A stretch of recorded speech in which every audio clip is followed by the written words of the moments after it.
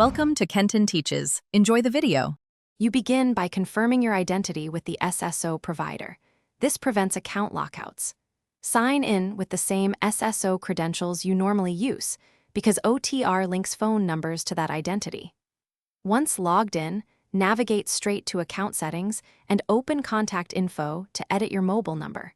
Make sure you have both the old phone and the new SIM nearby to receive verification codes. This step avoids delays and maintains continuous access to services tied to your OTR account. Now you edit the mobile entry itself.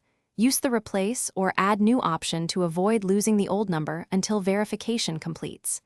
Type the new number in international format so SMS routing is accurate and request the verification code. You may be asked to re-authenticate with your SSO provider or enter your account password. Do that to prove ownership. Once you receive the SMS, input the code exactly. This step ties the new device to OTR and updates recovery and notification channels. Finish by confirming the change and only remove the old number after the new one verifies. This prevents accidental lockout. Once changed, test your normal sign-in and any passwordless flows to ensure notifications and MFA work correctly, and refresh backup codes or trusted devices as needed. If the SMS never arrives, try resend and wait a few minutes.